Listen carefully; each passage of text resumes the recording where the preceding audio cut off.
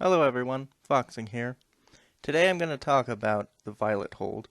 Now, why are we talking about the Violet Hold? It's a pretty shit dungeon, but it is coming back in Legion. It's basically just the same dungeon with worse mobs in it. And by worse, I just mean that there's less mechanics, there's less interaction with them, but that isn't necessarily a bad thing for this dungeon. With the addition of challenge modes being changed in Legion, making them more like greater rifts in Diablo 3, it means that in the Violet Hold with normal mobs that are just kinda, really trash to deal with, can up challenge modes to where this will probably be the highest a challenge mode will go. In comparison to Diablo 3, it's like getting the Rift where that's just completely full of zombies. Now, I watched Preach's video on the Archway, and I more or less agree on all of the points. Archway is a very good dungeon, has good mechanics that make you interact with the mobs, and in comparison, Violet Hold in the same expansion is just awful. But they do have a reason for that, being challenge modes. With the current tuning of the Archway, it is not likely that you're going to go very far in the challenge modes. And by that, I don't mean that you won't be able to complete it, I mean that you won't be able to add many mechanics to them. The Archway is already full of really brutal mechanics.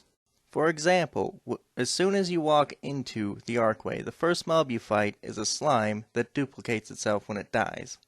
Now when you combine those types of mechanics with some of the challenge mode example mechanics that they gave us, like fiery and explosion on death, the hallway in which you fight these mobs is kinda small, so when a mob is leaving a fire pool wherever it walks and will blow up when it dies, and you have tons of these mobs around, it's going to be very difficult to deal with.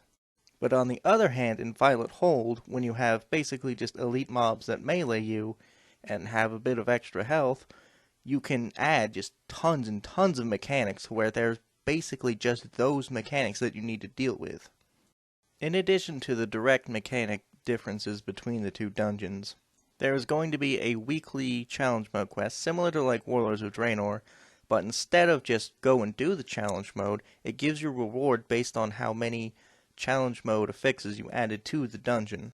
So the Archway can be really fun to do, but you're not going to get as big of a reward as Violet Hold when you can add, 10 plus mechanics, varying from extra health, enraging when they're at low HP, the fiery, the exploding on death, the extra cast that you need to interrupt, having an AoE damage aura around them, similar to like Locust Swarm, simply doing more damage, spawning pools of stuff around, stunning you. You just can't deal with all those mechanics on top of the already hard to deal with Archway mobs. Even if you're one of the best players in the world and can get every single interrupt, you simply don't have enough interrupts or enough damage at some points in the dungeon to beat the timer.